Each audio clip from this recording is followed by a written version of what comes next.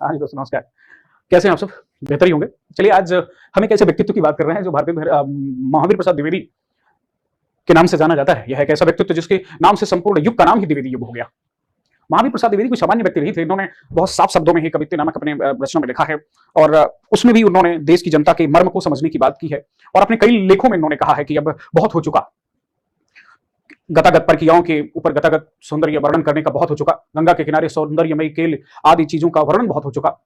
कविता का जो उद्देश्य है वो मनोरंजन के साथ साथ उपदेशात्मक होना चाहिए, क्योंकि चींटी से लेकर के हाथी पर्यंत जीव तक, भिक्षु से लेकर के राजा पर्यंत मानव तक, बूंद के जल की एक बूंद से लेकर के समुद्र पर्यंत जल तक बहुत कुछ है जिस पे कविताएं की जा सकती हैं और आप कवियों को उस तरफ सोचना भी चाहिए। इतना ही नहीं, इस व्यक्ति ने अपने संपूर्ण जीवन काल में सरस्वती पत्रिका में प्रकाशित होने वाली समस्त पुस्तकों का और समस्त कविताओं का, समस्त गद्यों का न केवल अनुसरण किया बल्कि खुद इन्होंने उन समस्त रचनाओं को पढ़ने के बाद ही व्याकरण सम्मत होने पर ही सरस्वती पत्रिका में प्रकाशित करवाया। यही कारण है कि तत्कालीन समय में यद्यप सरस्वती पत्रिका में किसी की रचना प्रकाशित होती थी तो वह अपने आप देश का बहुत बड़ा साहित्यकार हो जाता था और वो सबसे बड़े गौरव की बात होती थी। मित्रों, एक समय ऐसा भी था कि जब सरस्वती का मतलब ही होता था हिंदी साहित्य और हिंदी साहित्य का मतलब ही होता था सरस्वती पत्रिका। उस समय कोई और नहीं, यही महावीर प्रसाद द्विवेदी के व्यक्तित्व के प्रभाव की ही बात थी। यही कारण है कि चाहे वो आपके कोयलीपुर के त्रिपाठी जी, बाबा त्रिपाठी जी, रामनरेश त्रिपाठी जी, चाहे वो बालमुकुंद गुप्त जी, चाहे मैथिली शरण गुप्त जी, चाहे अयोध्या सिंह उपाध्याय हरिऔध जी, वर्तमान के जितने भी साहित्यकार थे इन सब में एक होड़ हुआ करती थी कि सरस्वती पत्रिका में हमारी रचना प्रकाशित हो। और इसी होड़ में एक ऐसा भी व्यक्ति था जिसने इस होड़ में अपनी कविताओं को प्रकाशित न करा सके। नाम था सूर्यकांत त्रिपाठी निराला, जिनकी कविताओं को उन्होंने रबड़ और केचुआ छंद कहते हुए वापस कर दिया था। रबड़ और केचुआ छंद लेकर आए, ये कौन सी रचना है, डाक दिया था। आज उसी व्यक्तित्व की बात करते हैं जिन्होंने अपने सिद्धांतों, अपने व्याकरण सम्मत साहित्य से कभी समझौता नहीं किया। दो परपाटियों पर चल रही थी जो हमारी भाषा, यानी गद्य लिखने के लिए ब्रजभाषा का प्रयोग, खड़ी बोली का प्रयोग, और काव्य लिखने के लिए ब्रजभाषा के दो दो जो आयाम थे अपनाए गए थे, इसको तोड़कर, इसको हटाकर इस व्यक्ति ने यानी महावीर प्रसाद द्विवेदी ने क्या किया, उन्होंने ब्रज भाषा को तिलांजलि देते हुए खड़ी बोली में कविता भी करना सिखाया लोगों को और न केवल कविता बल्कि गद्य साहित्य का भी निर्माण खड़ी बोली में हुआ। चलिए आज शुरुआत करते हैं इन्हीं श्रेष्ठ व्यक्तित्व को जिनका नाम है महावीर प्रसाद द्विवेदी। क्या नाम है? महावीर प्रसाद द्विवेदी। जैसा कि इनका व्यक्तित्व है, हम इनके नाम के आगे अपने आप आचार्य लगा देते हैं। आधुनिक काल में सबसे पहले आचार्य शब्द का या आचार्य की पदवी प्राप्त करने वाले ये इकलौते और श्रेष्ठ व्यक्ति थे। इकलौते और श्रेष्ठ व्यक्ति थे। कहा जाता है कि इनका जो जन्म है मित्रों, इन्हीं महानुभाव का जो जन्म हुआ था मित्रों, इनका जन्म 1864 ईस्वी में रायबरेली जिले के दौलतपुर नामक गांव में हुआ था, जो कि उत्तर प्रदेश में पड़ता है। और ये उत्तर प्रदेश कहां पड़ता है ये आप जानते हैं। तथा अगर हम इनकी मृत्यु की बात कर लें कि भाई महावीर प्रसाद द्विवेदी की जो मृत्यु हुई थी वो कब हुई थी, जी हां, आप पाएंगे कि इनका 21 दिसंबर 1938 ईस्वी में हुई। इनकी मृत्यु 21 दिसंबर 1938 ईस्वी की हुई और स्थान जो था वो मित्रों जानते ही हैं आप कि रायबरेली ही था। रायबरेली में ही इनका अंतिम पल गुजरा। अगर हम इनके पिता की बात करें तो इनके पिता का नाम राम सहाय द्विवेदी था। मित्रों, ये स्वयं एक बहुत बड़े ज्ञाता व्यक्ति थे, विद्वान थे, कोविद थे। अगर हम इनके संपादन की बात कर लें तो वो सर्वविदित है कि इन्होंने अपने जीवन में जो संपादन किया था रचनाओं का, वो संपादन इन्होंने कहां किया था? जी हां, सरस्वती। कहां से किया था? जी हां, इलाहाबाद से सरस्वती पत्रिका प्रकाशित होती थी। और इसका प्रकाशन इन्होंने कब से कब किया था आप सब जानते हैं कि 1913 से 1920 ईस्वी तक इन्होंने इस पत्रिका का यानी 17 वर्षों तक इस पत्रिका की सेवा की। मित्रों,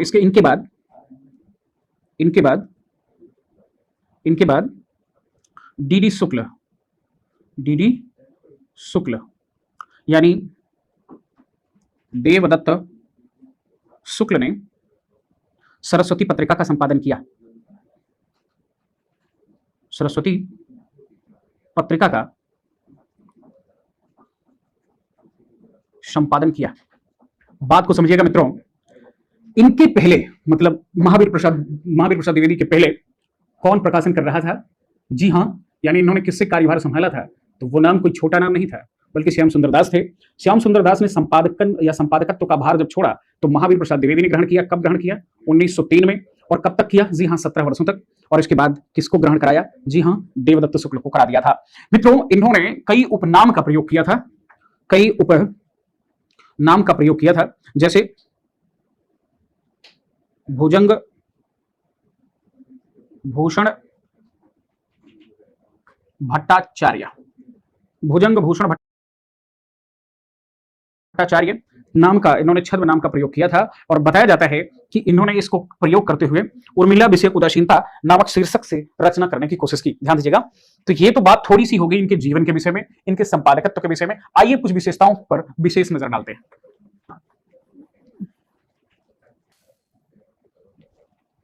देखें, अब इस बात को समझते हैं कि क्या महावीर प्रसाद द्विवेदी, महावीर प्रसाद द्विवेदी कवि, आलोचक, निबंधकार, अनुवादक एवं संपादकाचार्य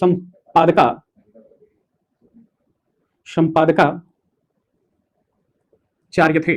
यानी इनमें कितने कितने गुण थे कि ये एक उचित और श्रेष्ठ कवि थे, निसंदेह मीमांसा से परिपूर्ण एक श्रेष्ठ आलोचक थे, निबंधकार तो ऐसे जो वर्तमान को उधेड़ कर रख देने वाला, अनुवादक भी ऐसे जो व्याकरण संबद्ध हो, और संपादक तो ऐसे जो संपूर्ण हिंदी धारा को ही मोड़ दिया हो। यही कारण है कि आचार्य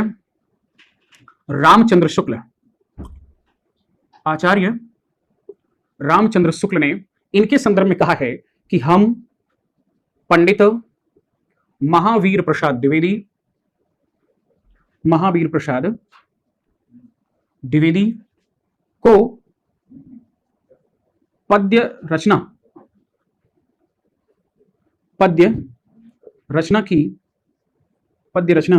की एक प्रणाली के प्रवर्तक के रूप में पाते हैं, प्रणाली के प्रवर्तक के रूप में पाते हैं। ऐसा किसने कहा? आचार्य रामचंद्र शुक्ल ने। अब देखिएगा,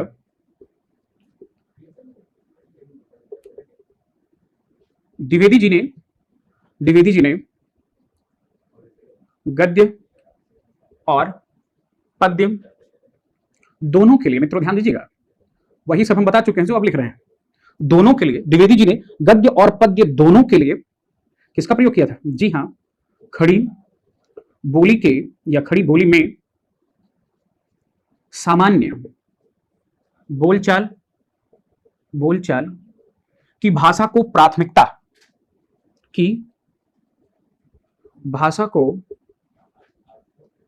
प्राथमिकता देने की वकालत की है। ठीक है, कोई बात नहीं, किया तो किया। और देखिए, द्विवेदी जी ने अपने जीवन में मौलिक एवं अनुदित दोनों प्रकार की रचनाएं की हैं।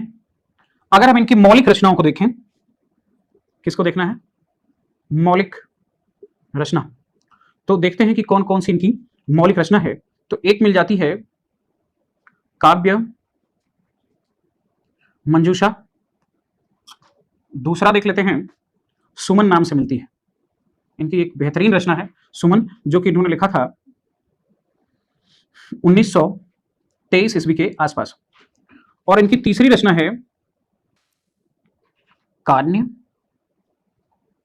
कुब्ज अबला विलाप। कान्य कुब्ज अबला विलाप इनकी तीसरी रचना है।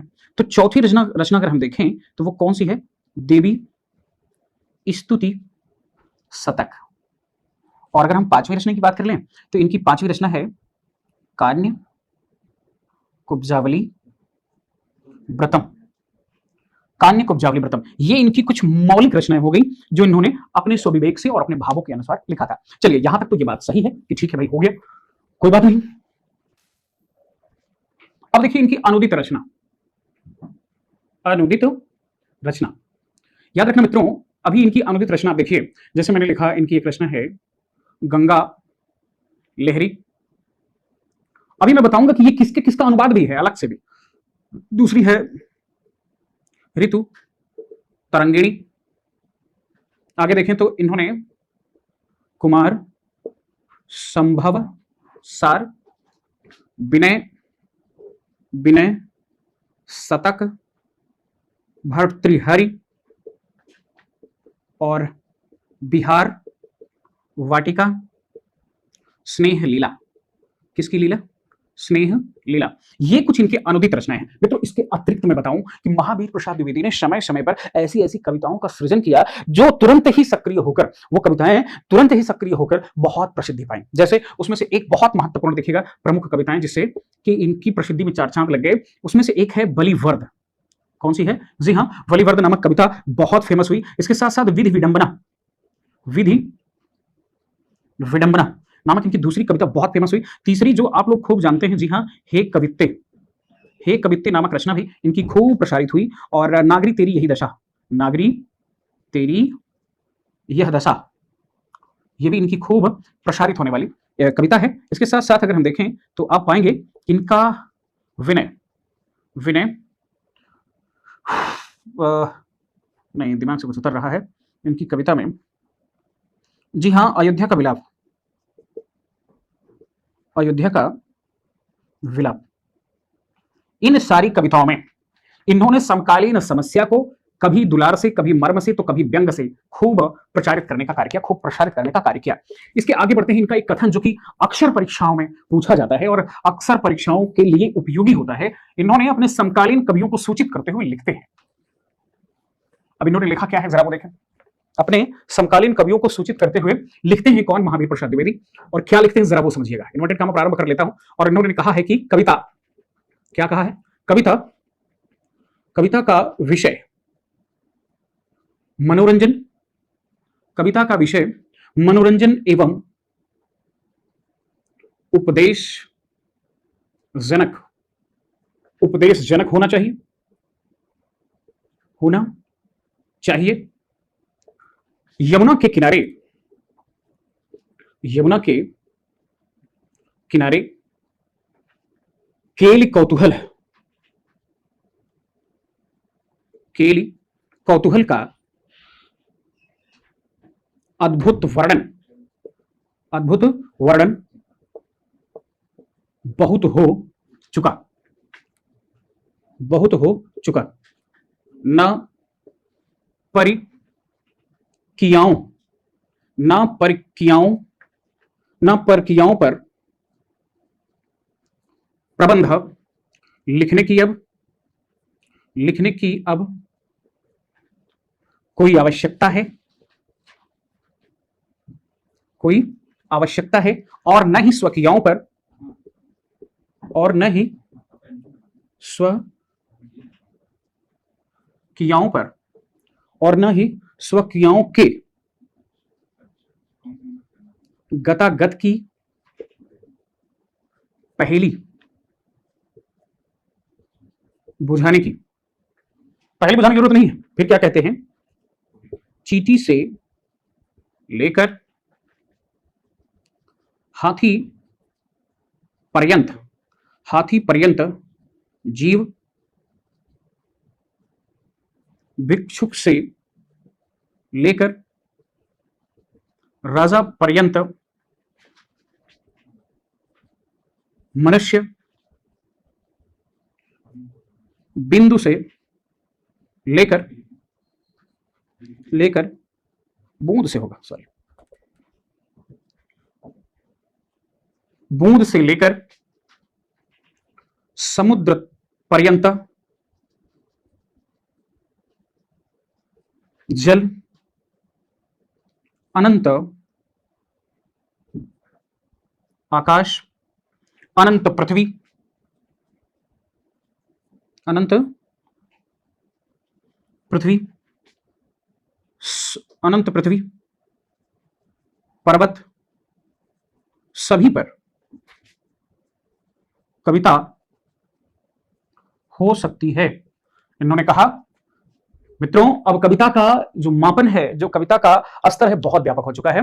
कविता का विषय मनोरंजन और उपदेशजनक होना चाहिए, निसंदेह कोई बात नहीं, लेकिन यमुना के किनारे अब खेल कौतूहल का अद्भुत वर्णन बहुत हो चुका, बहुत बताया कि वहां मिले और ये प्राकृतिक चित्रण ऐसे वैसे बहुत हुआ। और इतना ही नहीं, पर किया यानी दूसरी स्त्रियों को देखकर दूसरी की स्त्रियों पर आधारित प्रबंध काव्य लिखने का भी समय गया, और अपनी गतागत पहले बुझाने के नहीं कि तुम कुछ कहो वो कुछ कहे, एक दूसरे की नोक झोंक दिखाने का समय गया है। अब तो आपको कविता करनी है तो चींटी से लेकर हाथी पर्यंत जीव आपके सामने है, उनके दुखों सुखों, उनकी संवेदना, उनकी पीड़ाओं को, भिक्षुक से लेकर के राजा पर्यंत तक जितने मनुष्य हैं, उन मनुष्यों के विविध आयाम, विविध भावनात्मक स्वरूप हैं, और उनके बहुत सारी दिक्कतें हैं, उन दिक्कतों के कई पक्ष हैं। जैसे मनुष्य के संदर्भ में आप कुछ कहना चाहते हैं तो आप दलित, शोषित और पिछड़े की बात करिए, आप गरीबी की बात करिए, आप उस वेश्यालय में भी जो औरत रह रही वो भी एक मनुष्य है उसकी बात करिए, और इसके साथ साथ जो शहरों से दूर बहुत वनों में रह रहे जीवन यापी, जिसको आप अल्पसंख्यक की श्रेणी में संज्ञा देते हैं, ऐसे लोगों की, एससी एसटी वर्ग के लोगों की बात करते हैं, छोटे छोटे जो समुदाय हैं, जो तथ्य हैं, दुख से पीड़ित जितने तथ्य हैं, उन सब पर कविता करिए। और इसके साथ साथ कहा कि बूंद से लेकर समुद्र पर्यंत तक जल जितना है, जल का कहने का मतलब उन्होंने संसार को इंगित किया है, अनंत आकाश, अनंत पृथ्वी, पर्वत, सभी पर कविता हो सकती है। अब बंद करिए इन परिकिया और स्वकियाओं के मोह जाल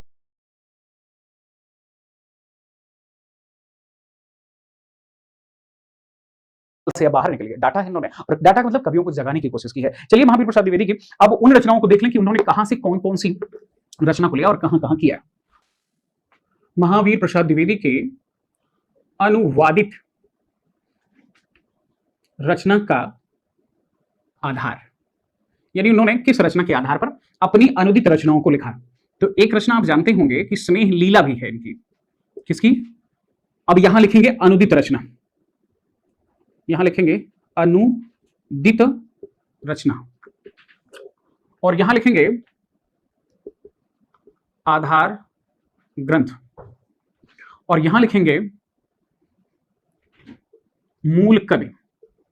ये ठीक है। चलिए, पहला ही हमने लिया कौन सा? स्नेह लीला को। स्नेह लीला को इन्होंने किसके आधार पर लिखा? तो जी हां, एक ग्रंथ है श्रृंगार शतक। श्रृंगार शतक नामक ग्रंथ को किसने लिखा था मूल रूप से? जी हां, भर्तृहरि ने।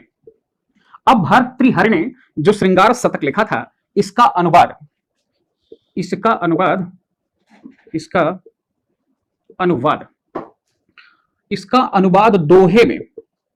दोहे में प्रस्तुत किए हैं।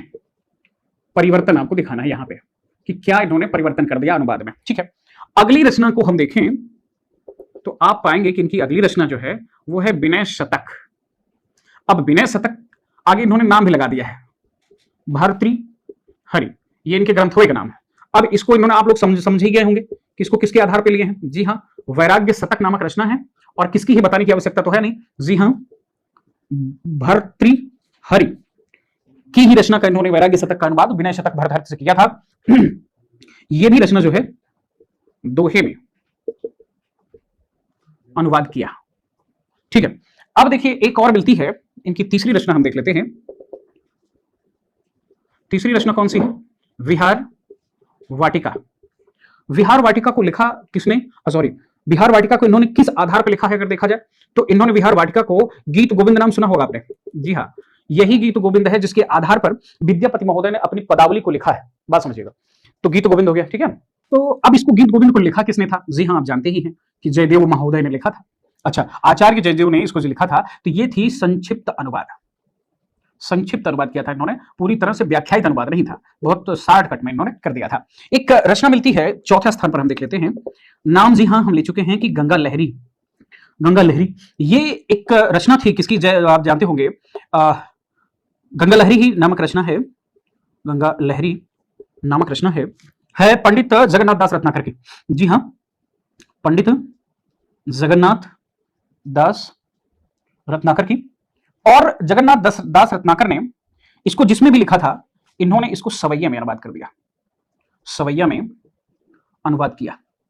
तो सवैया में अनुवाद किसने किया? जी हाँ, ये किया था महावीर प्रसाद द्विवेदी ने।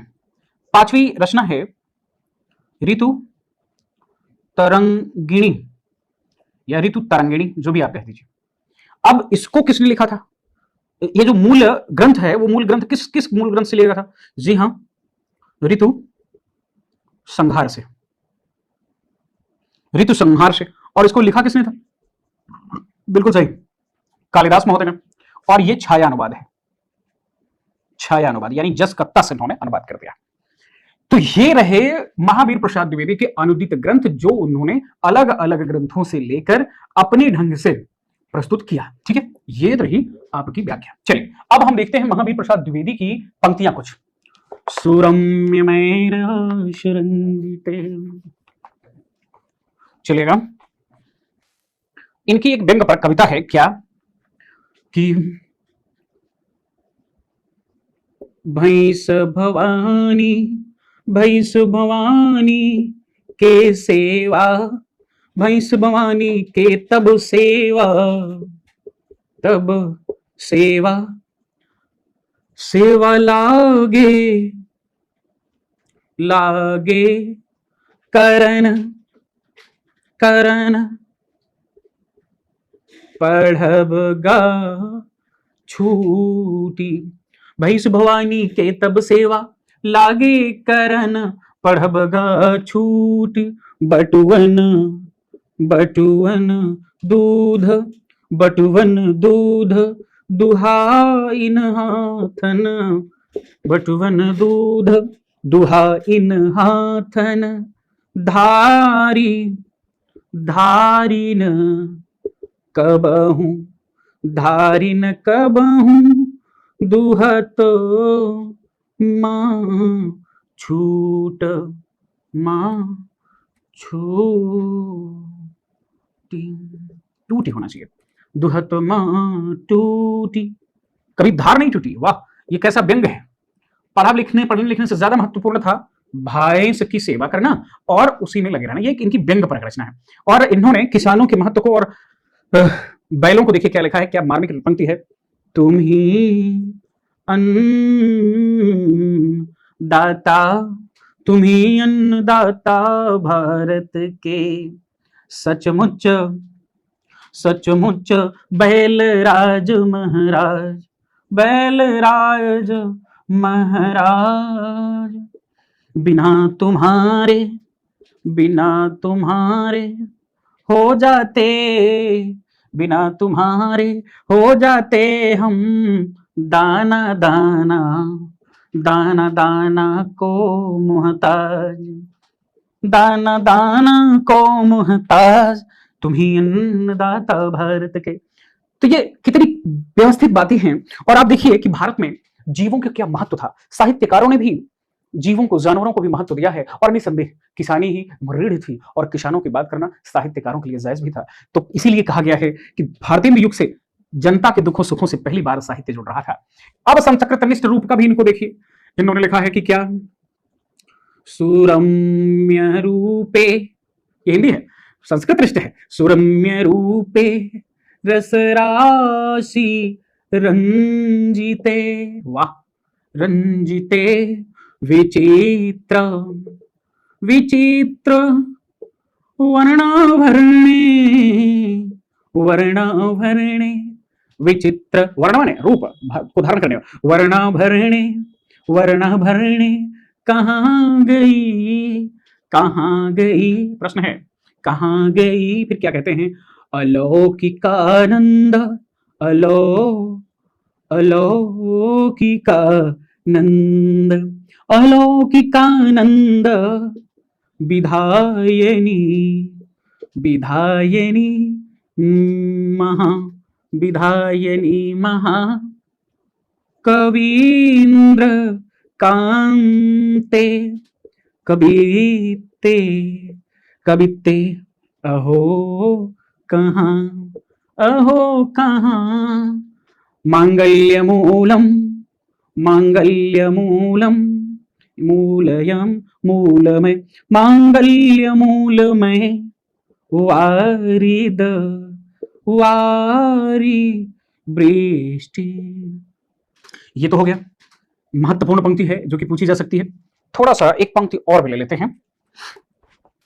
श्रीयुत नागरी अलग से है, श्रीयुत श्रीयुत नागरी बिहारी, बिहारी दशा तिहारी, होवे विषाद मन मोही, मोही अतीव भारी। सारी अलग से, सारी प्रजा निपढ़ दीन दुखी, सारी प्रजा निपढ़ दीन दुखी जहां है। कर्तव्य क्या न कुछ, कर्तव्य ना कुछ भी तुमको वहां है। क्या पढ़े लिखों का कर्तव्य नहीं है कुछ कर दें? तो ये कुछ महत्वपूर्ण पंक्तियां हैं जो अक्सर महावीर प्रसाद द्विवेदी से पूछी जा सकती है। मित्रों, कैसी लगी वीडियो और कैसे लगा आपको ज्ञान? निश्चित तौर पर अपनी प्रतिक्रिया दें। मिलते हैं अगली वीडियो के साथ, अगले तथ्य के साथ। तब तक आप सबका दिन शुभ हो। रत्न मंगलमय हो। जय हिंद, जय हिंद।